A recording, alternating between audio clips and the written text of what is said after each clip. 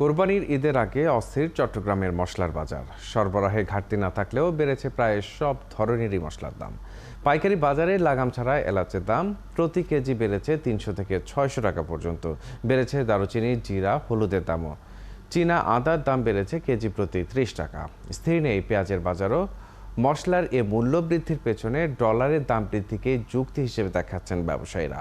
প্রণবেশ চক্রবর্তীর প্রতিবেদন।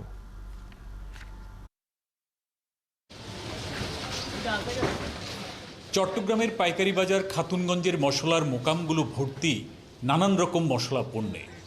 সরবরাহে ঘাটতি না থাকলেও এর কোনো প্রভাব নেই পণ্যের দামে। পাইকারি বাজারে সবচেয়ে বেশি বেড়েছে এলাচের দাম। 2500 টাকার এলাচ বিক্রি হচ্ছে 3200 টাকায়। সবচেয়ে ভালো মানের এলাচের দাম আরও বেশি, 3900 টাকা কেজি। জিরা আর দারুচিনির দামও বেড়েছে 50 থেকে 70 টাকা। সবগুলো বাড়ে নাই, যেমন এলাচে হালকা বাড়লো, গোলমরিচে হালকা বাড়লো। ওয়ালটন ফ্রিজ কিনে অনেকের মতো আপনিও হয়ে যেতে পারেন মিলেনিয়াল। সেরা পণ্যের সেরা অফার। আমদানি একটু কমের জন্য একটু বাড়তে আসছে। এখনো সম্ভব আছে, বাড়ার এখনো সম্ভাবনা দেখতেছি না।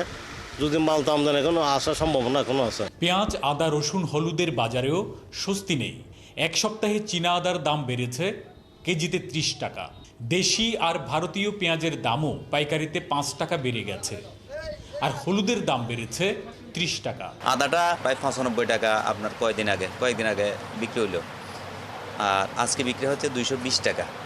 কেজিতে 30 টাকা বাড়ছে, তাও কিন্তু মার্কেটে অ্যাভেলেবেল কোনো মাল নাই। ইন্ডিয়ান কেরালা আদা, তারপর বার্মা আদা, প্লাস আরও অন্যান্য যেগুলো দেশি আদা হতো এগুলো এখন আসে নাই মার্কেটে, যার কারণে চায়না আদার উপর একটু প্রভাব পড়ছে। এলাচের যা বাড়া বাড়ি গেছে, আর সাধারণত মনে হয় আর বাড়বে না। 20 টাকা লাভ করছি, আর এখনো 3000 টাকা বা 3200 টাকা কিনেও লাভ করতেছি সেম। ব্যবসায়ীদের দাবি, ডলারের দাম বেড়ে যাওয়া এবং এলসি খোলায় জটিলতার কারণেই মশলার দাম বেড়ে গেছে।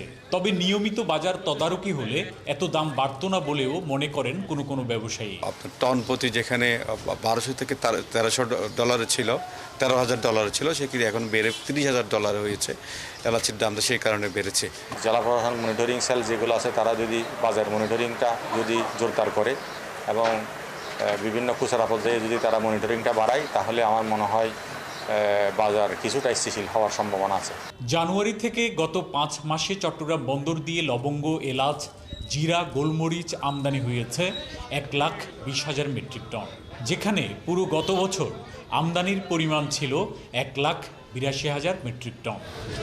প্রণবেশ চক্রবর্তী, 71, চট্টগ্রাম।